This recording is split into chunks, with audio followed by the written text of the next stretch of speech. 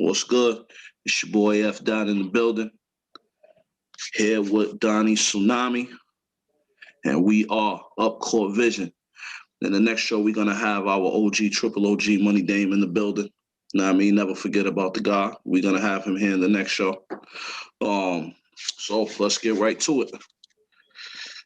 Since the off season after the bubble, James Harden been acting like a nutty chief, doing everything he can to get up out of Houston. His wishes was finally granted as he got traded yesterday. You know what I mean? My man wasn't showing up, wasn't communicating with anybody, turned into the miniature Michelin man. You know what I mean? He was doing a little bit of everything. Partying like it was 1999, like he ain't having no care. You know what I mean? He was out there. But I guess he was doing all that to prove the point to Houston that he did not want to be there.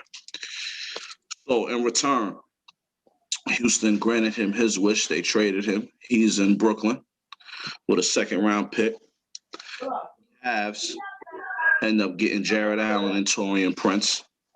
The Pacers get Karis LeVert and a second-round pick.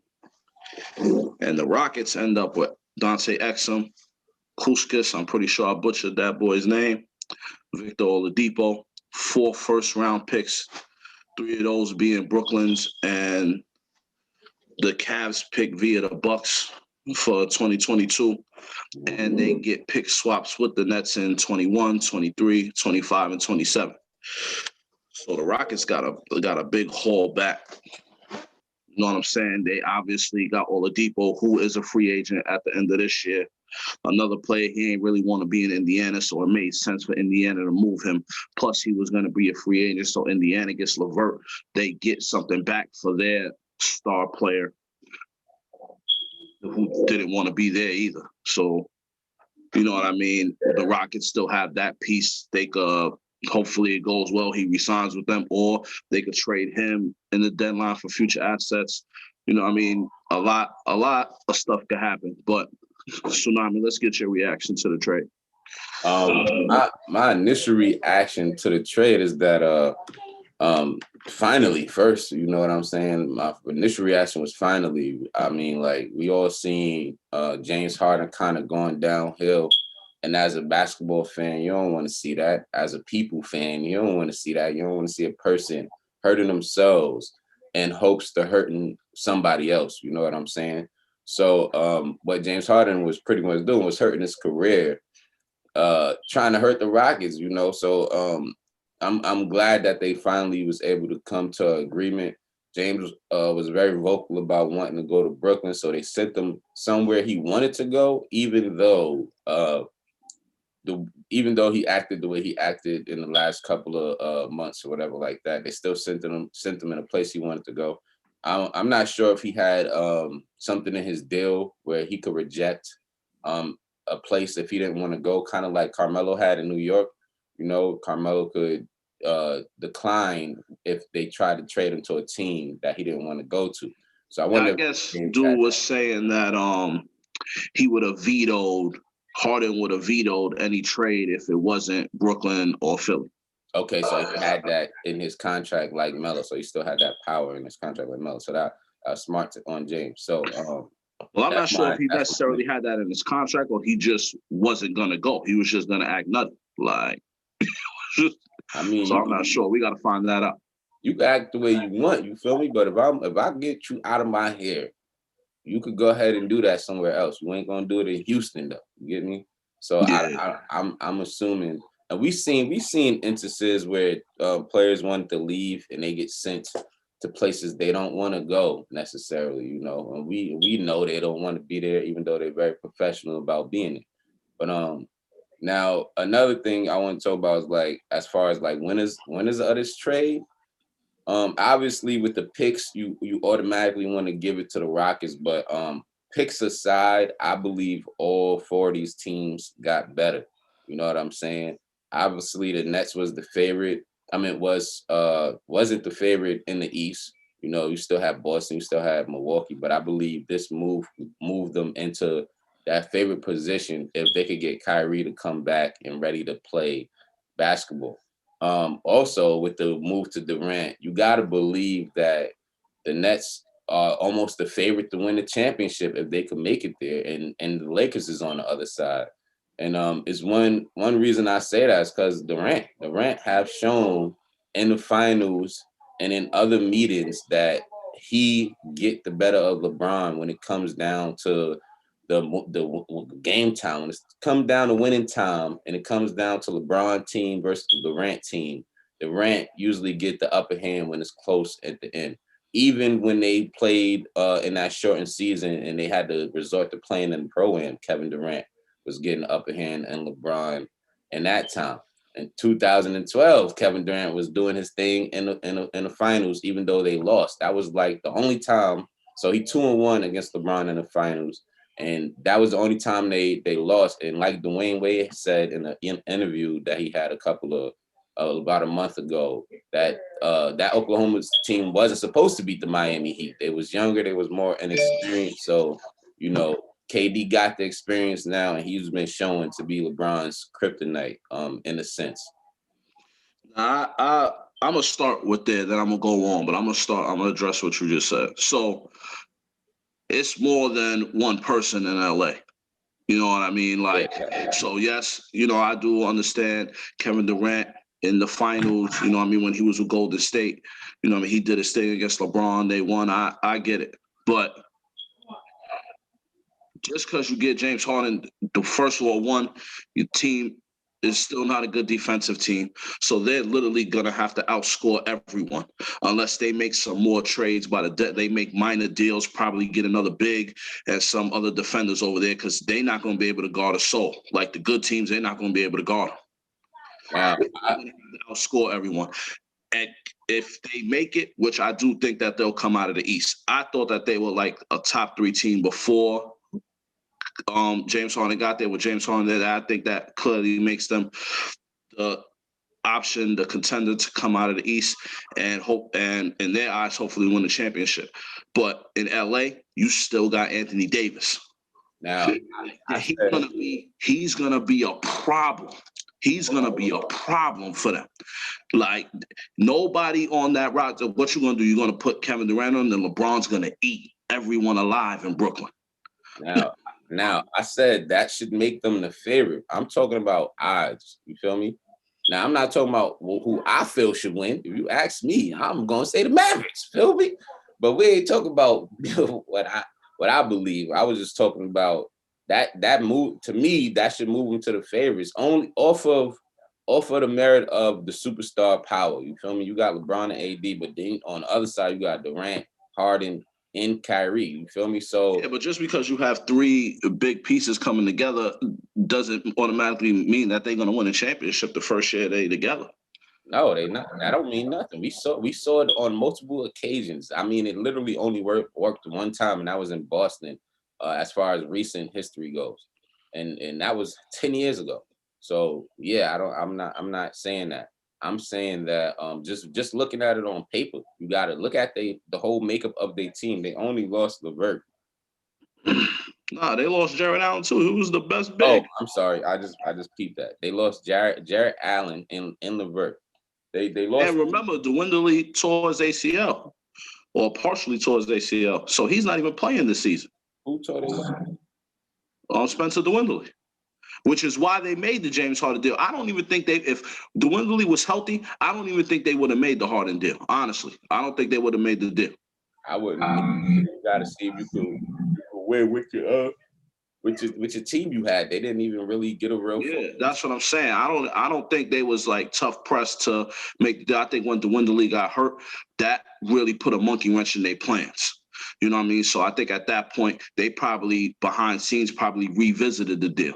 There's no way that you make that deal because James Harden came out and said that one night, you make that trade the next day. Behind the scenes, they probably been still talking and trying to figure stuff out. And when Dwindley got hurt, that Brooklyn probably upped the ante on what they was offering. Because you got to keep Kyrie and KD happy, and you got to make them to know that you trying to put a championship product out there. When one of your key pieces that you felt like we're going to help you all win the championship gets hurt, now you got to move one of the bench guys who honestly shouldn't have been starting anyway. He shouldn't have been on the bench.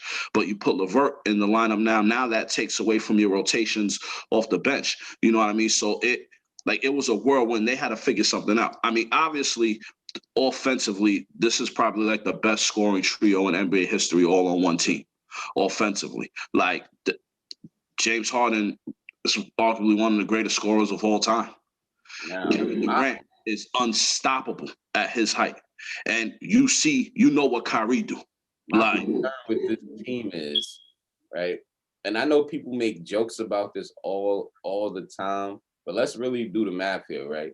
All right, so I don't know the average amount of shots that they take in the league. I'm gonna go with 90 because I know it's somewhere in that range. All right, they take about 80, 90 shots a game, on average, right? So now your superstars take at least 20 shots.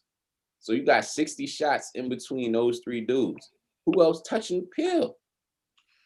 Yeah, but they don't really need nobody else to score, though, bro. I mean, like, Joe Harris will probably get a couple of looks. Like, he's going to, just because he could shoot, he's probably going to stretch the floor for them, so that'll be good for them.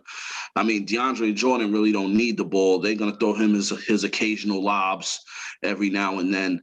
You know what I mean? Nobody else really need the rock. Like, nobody else really need the score right now. Their problem is they need defense. They need dudes that's going to be able to go out there and get stopped so they could get the ball back. Like, that's where their struggle is going to be right now. Who plays defense? In my humble opinion, and I say this as somebody outside of the NBA, when you are touted as one of the best players in the league, and you are teamed up with two other best players in the league, y'all better figure it out on defense. I don't want to hear who gonna play defense. They better figure it out. James Harden now and Kevin Durant. We all seen Kevin Durant got better on defense. He made that effort in Golden State to get better. He got hurt. So we see. KD, I believe in KD's approach. Like, he got better. You know what I mean? They're not individually stopping anybody. So they're gonna have to have a great team defensive concept. Like, the team defensive concept is gonna have to be outstanding. Because individually, they don't have good individual defenders. Now, this is where the shots thing come into play, at least in my opinion, right? Now, we all know that these NBA players have egos. They be hiding them real well, but they have egos. And even if you're not a star player like Durant, you still gonna have some sort of ego because you in a league that puts you in the top 1% of basketball players. So you feel like you can contribute in some sort of way. You got these guys that's gonna come off the bench and they're gonna want to contribute other than defense. How you gonna tell somebody that, like Joe Harris, if he's still on the Nets, that made a career for shooting, that, all right, now you can't shoot, just go play defense? You think that's going to make your bench production is probably going to go from being one of the best in the league to terrible, because nobody is going to want to give you their all when your three stars, if they do not make that commitment on defense, nobody going to want to do the same, going to want to go hard on defense for your three stars that's not even committed. You're going to have to start with those three on defense and then trickle down, because I mean, your best defensively, your best players have to commit on that end of the floor. That goes without saying. Like, Joe Harris is like, he's starting, like, he's gonna play, like, he's good. Like, you know what I mean? Like, like I said, he's still gonna get, like, he's not gonna get a ton of shots, but he's gonna get looks when he's open, because he's gonna be open. You have Harden, Irving, and KD on the floor. Dudes is going to be open. Like, there's going to be shots for people because they're going to have to double team. When other teams play them, they're going to have to strategize how we're going to stop this. And then you're going to have people open. So I don't think getting shots for people is really going to be an issue. Like, my big thing is that the coaching staff, we're going to see what the coaching staff is about right now. Because really, that's a part that it comes down to. Is Steve Nash and the coaching staff, one, they got to put a system out there that all three of those guys are going to be able to share the ball and thrive in. You know what I mean? You're probably going to have to, in the best interest of the team, Kyrie's going to have to come off the ball. Kevin Durant already knows how to play off the ball. He did that, and he does it well. Harden, I mean, the man was averaging 10 dimes. Like, you know what I mean? He could run the show. You know what I'm saying? So they're just going to have to figure out offensively how they want to rock it. And then defensively, they're going to have to come up with a team concept defensively that all of them buy into. You know what I mean? And then I think it works. As far as like other guys not wanting to do stuff, like, yo, fam, if you want to be on this championship team, you got to buy into what we're doing, which means you're going to have to sacrifice. Like that comes a part of winning. Any team that's won a championship, there's been a guy on the team that felt like he could contribute more than he has, but for the betterment of the team, he had to do this. Like, you know how that works. That has to happen. Yeah, usually but the that reason guy don't win championships is because guys don't want to do that. Listen, yeah, usually that guy that's making that sacrifice though is a superstar, like a Chris Bosh or a Ray Allen or Kevin Garnett. We ain't talking about no Joe Harris. Feel me? He's just gonna have to accept his role. He don't need to sacrifice his role. His role is not gonna change. Listen, it will get smaller. I mean, obviously it's gonna be the same because how can you change his role? It's gonna be the same. That's what I'm saying. It's gonna be the same. That his responsibilities strengths. Everybody's that is their responsibility strengths. Them threes he's taking, most of those gonna go to James. Most of those, you think James not gonna shoot more than LeVert? You must be out your mind. Of course, but LeVert's not on the team, bro. LeVert got traded. No. I know that. I'm looking. I know that. What I'm saying is, when LeVert was on the team, he was the third best player, or Dimwitty, if you want to say that. Neither one of those guys was still shooting the ball. Is gonna shoot the ball as much as James is gonna shoot the ball when he get in. Another thing is James he don't need the ball. James can play off the ball. I think we all forget that he could do that. Nah, he can, but I think for the best betterment of this team, it's better to have Kyrie off the ball and let Harden run the show. Because I think that he's, in my opinion, a better passer. I was gonna say that for the team to be really good, James probably should run point. But in a sense, if he do that and he accidentally frees, now like Westbrook left. We all know Westbrook like to be the alpha dog. Westbrook like to control a team. Kyrie has that same issue. That's why he left Cleveland. He wanted to be the man, right? Kevin Durant joining Kyrie isn't a big deal because Kevin Durant don't care to be the leader. You get me? I don't know how James Harden feel about being a leader. So I'm not going to sit here and try to assume what his ego is, right? But we already knew KD and Kyrie was going to work. Their egos don't clash. We just got to see where James going to fit in. We saw him and Harden didn't work. I mean, him and Westbrook didn't work. Him and Paul didn't work. Him and nobody worked. Paul, and his defense, the only person that did not want to leave is Chris Paul. Did Chris Paul want to leave? I know he didn't want to leave. No, Harden didn't want him there no more. Their relationship was fractured. Chris Paul had to get up out of there. He probably did want to leave. He probably wasn't saying it publicly, but he probably wanted to get up out of there because he knows it's Harden's team. Exactly. So I'm assuming, as a fan, that James has that I want to be the man thing, right? Chris Paul has that too.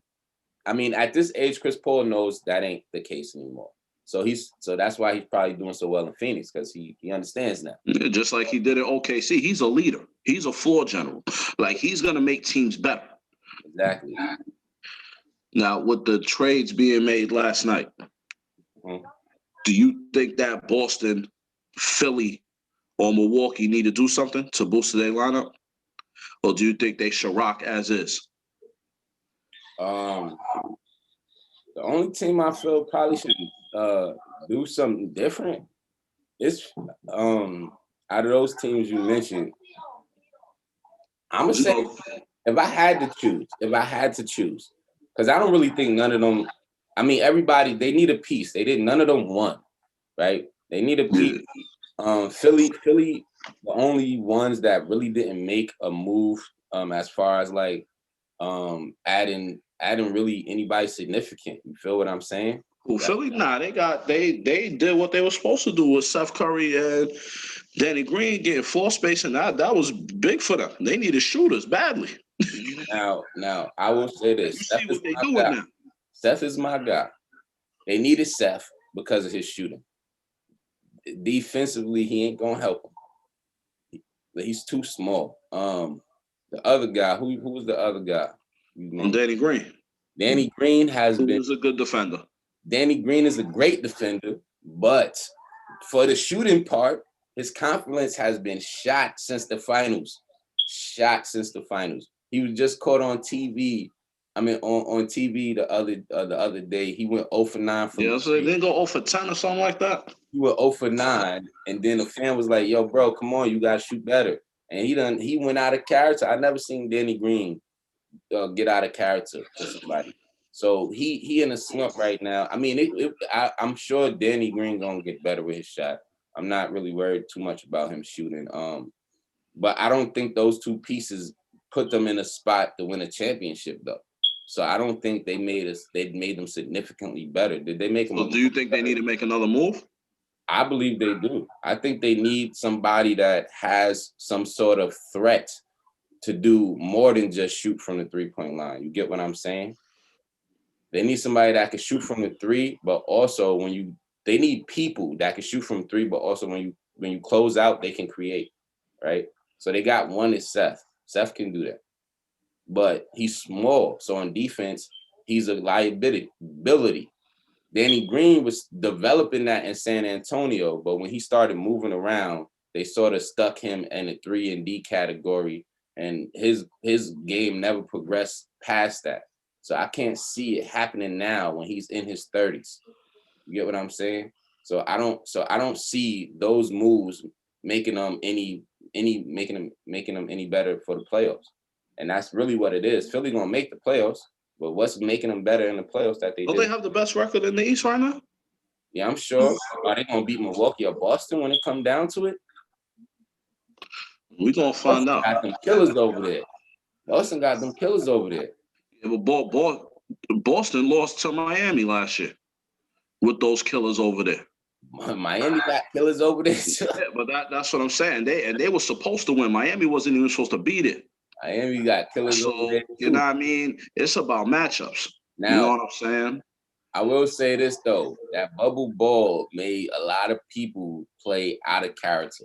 Tyler Hero was ODing, and we all know, even though he is a good player, he ain't like that. He ain't giving Duncan Robinson could shoot his ass off. Like, nah, I'm talking about Hero. No, I was just throwing another player in there also on their team that played well last year. But Duncan Robinson didn't play outside of himself. You know what I'm saying? Duncan Robinson, we didn't really know what Tyler Hero could do though. He was a rookie. No, Tyler Hero was his introduction to the NBA last year. Not the playoffs. They knew what he could do by time then. What I'm saying is this, right? Tyler Hero, not only just Tyler Hero. I don't want to single him out because old boy in Indiana, that's not him. Look what he's doing now. He ain't getting 30 a game, 25. Like the bubble basketball just gave these guys a level of focus that they just never had before when it came to the game. They were stuck in a hotel. It was like AAU without outside interference, bro. They had no choice but to lock in, be focused, and be the best versions of themselves. This bubble basketball is different. You can go outside. You can have a life outside. You're not stuck in a hotel. The focus ain't going to be as great as it was last year. And we seeing it in those players that just was going crazy, that we knew couldn't do that. You get what I'm saying? So I think the bubble benefited those guys. I think first of all, it was hard being in the bubble for those guys. Like that, like you asked them to do a lot, like personally. You know what I mean? To commit to something like that. Like they wasn't with their families. Like you was asking them a lot. So first of all, I want to applaud them for even making that happen. Because like as a family man right now, I could have spent a couple of months away from my family. Like that would drive me nuts. Like seriously. And this is even something I'm doing. Yeah, I love ball, but like ball's still a game. Like my family is my family. Like you asked me to be away from my loved ones for mad long, for dolo with the same dudes. Like bro, that mentally that would wear on me. Like so, you know what I mean? They did like emotionally. You know what I mean? Like those guys overcame a big obstacle even being down there. Think about the two teams in the finals. They were there the longest. You know what I'm saying? So like definitely I give them like big props for even sticking that out. But you know what I mean? Like it's definitely Like that bubble scenario did show me one that, there are a lot of dudes that could play that we think couldn't. You know what I mean? Like dudes that we probably overlooked. And in the bubble scenario, when you focus and you don't have no distractions, there was a couple of times I looked at the screen and I was like, oh shit, I didn't know he could do that. I just want to add this, right? Maybe maybe I do some research on this, but like I'm almost certain the people that was out of character it's like single guys that don't have families outside. When I say single, I don't mean they don't have a girlfriend. They come on. No, I hear what you're saying. Yeah, they when I say single, I mean they don't have a wife and kids. You get what I'm saying? They can do what they want when they want, pretty much, without consequences of what's happening at the crib. I believe those was the guys that really stepped up. The superstars were superstars. The guys we gotta look into that, but then we trying to dive into people's personal lives. I don't want to dive into the personal life. That's something I do not want to do. That's dumb. I don't want to do that. Yeah.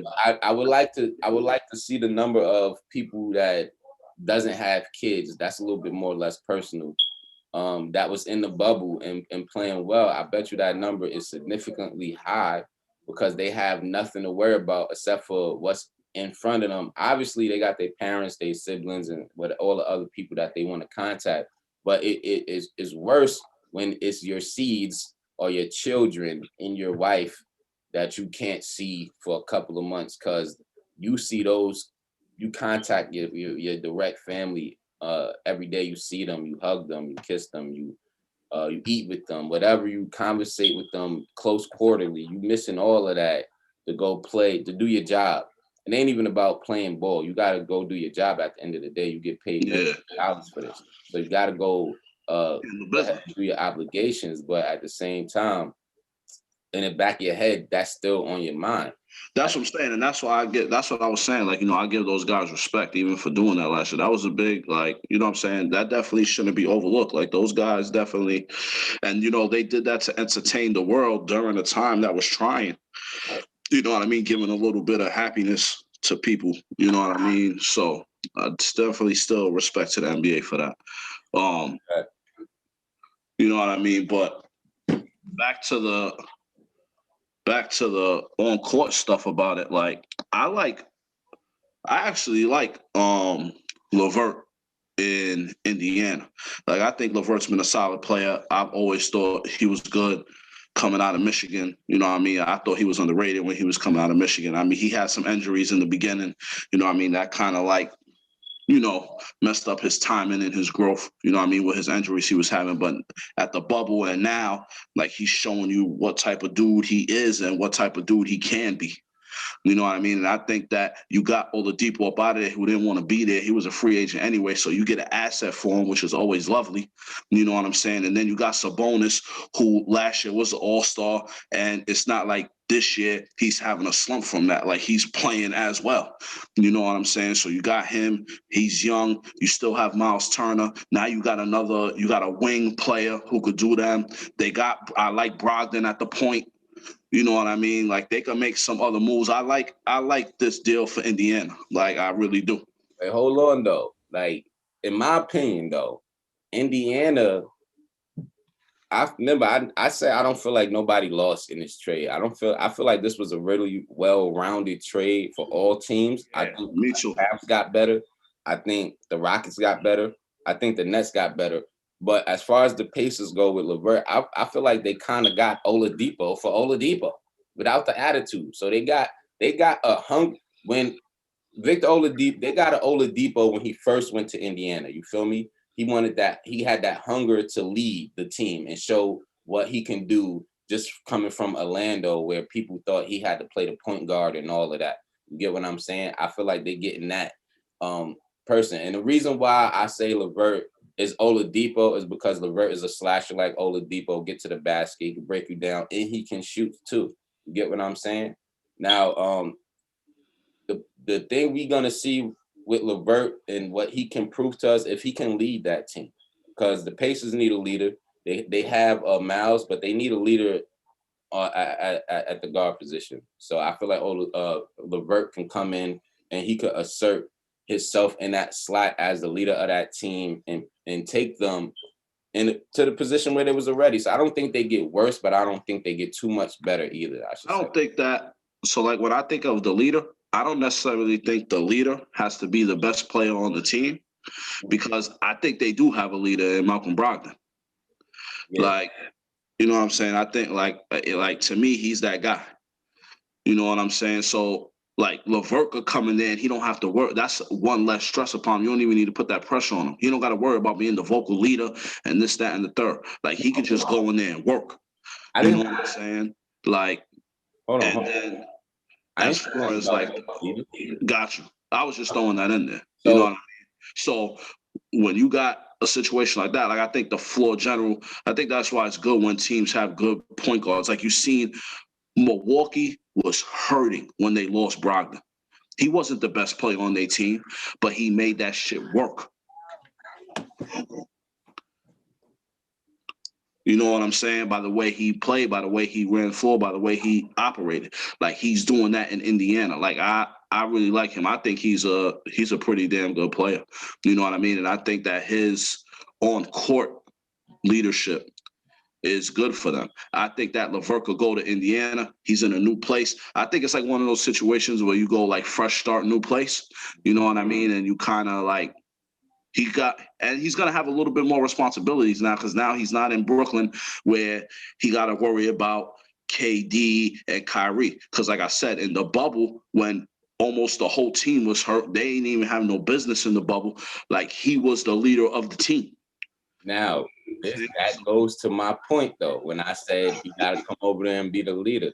Now, let me be clear. My belief when it comes to the leader is that anybody and everybody can be on the team. On the team could be a leader. It could literally be 15 leaders on the team, right? But everybody can't lead the same way. Everybody don't lead the same way. You got Malcolm, which could be your vocal leader or the extension of the coach, which is usually mostly every point guard job. Yeah. Mostly. You gotta be the coach on the floor. Exactly. You gotta be the coach extension. All right. But then you have LeVert. He could come in. He could straight work hard. Work as hard as he ever did. And that could be his way of leading, almost like Kawhi Leonard. People, his teammates say he talk more than we know. But as far as we know, Leonard is a leader that leads through by example. All right, then it's players that do both. Like, for example, Michael Jordan. We all knew this, us older guys, but for the younger generation, they didn't know that Mike was a leader on the court with his words, and in practice with how he practiced. So he didn't just go out there and yell at people. He showed them how to do it first. He did it first, and then he was like, "All right, I know y'all could do this too." Right? And if y'all don't believe in yourselves, then I'm gonna get all in you, because you could do it. I don't want to hear so he didn't give nobody slack. So LeVert could kind of lead with his examples, how he practiced. Overall, like I said, I like the deal for, like you said, all the teams. I thought all the teams came up, like even the Cavs, because they in a situation where Drummond's going to be a free agent this year, even though Drummond is balling, by the way. But you know what I mean? Like, he's going to be a free agent this year, and they don't have to sign him now to a supermax deal, because now they got Jared Allen in there, who's a pretty nice young defender in his own, and he's young, like he's still growing in the NBA. Now you don't got to worry about throwing so much bread at Drummond. You know what I'm saying? You could sign a new piece. Like, I just like like you said, I like the move for all four teams. Like, I thought it was good. But in the end, like, the assets that the Rockets have obtained with the draft picks is nutty. Like, if we had to choose a winner, it's the Rockets. If we had to choose a winner, it's Houston. Fam, they're going to control the draft from 2022 to 2027. So they're the next 10 years almost. And they're not done. Like, they can still do bad stuff. Like, I like, you know what I'm saying? You got to get the best case. If you're going to trade James Harden, this is probably the best offer that they got. You know what I mean? And I'm not too, I wouldn't be, if I'm a Rockets fan, like, you're going to be all right. You can't be mad. But y'all Depot in picks for 10 years. How can you be mad? You can't be mad. And dude ain't want to be there no more. Like, Exactly. you know what I'm saying? You can't buy into the player who's the star, probably the second best player in franchise history. You know what I'm saying? So they're gonna miss him, but it's not like they want to ring with him. It's not like they. If you are mad as a Houston fan, right, you obviously have no idea who Victor Oladipo is. You obviously have no idea who he is. You obviously don't have no idea how great draft picks are for how great of an asset draft picks are for any team. And they don't have to use those picks to pick. Yeah, but Oladipo's not James Harden though. We talking about the best, arguably the best scorer in NBA history. Like you're not coming in there filling those shoes. Arguably, yes. I'm not stupid enough to say that's the same person. But when you lose somebody like James Harden and then you replace him with John Wall, DeMarcus Cousins, and Victor Oladipo, I'm pretty sure you covered his production right there. And surpassed it if I'm not being too rodacious. But I don't see where the Houston and they kept his production at that highest led them to the Western Conference Finals. So if this team doesn't get to the Western Conference Finals, then they didn't replace his production. Now let's be honest here. You never saw what Victor Oladipo could do with a great team. You done seen the boy with Indiana and Orlando. Just saying, bro. For me, I'm not just going to come out here now and be like, because Oladipo's there, they're better than what they was before they had James Harden. I don't think that's true. Wait, who said that? Like, I didn't say that. Hold on. They get to the Western Conference Finals, then they don't replace that production. And I don't think they get into the Western Conference Finals. Let me be very clear before we end this episode. I don't like Houston. I'm a Dallas fan. I hope they suck. All right. I just want to put that out there. I hope they suck. I really do. But I like John Wall. I like Victor Oladipo, and I like Boogie. I like the people on their team. I don't like their team. I like that too. I'm about to start the free Eric Gordon campaign and put him somewhere else. Hashtag free Eric Gordon, man. Free Eric Gordon. Like, you know what I mean? That's my guy right there. I don't want him in there with all that bullshit going on over there. But hopefully that's done now that they got rid of Harden. Yeah, that's over. You know what I mean? But it's that time. We about to wrap up. Your boy, F. Dot, Donnie Tsunami. We are Upcourt, and we will see y'all. Peace.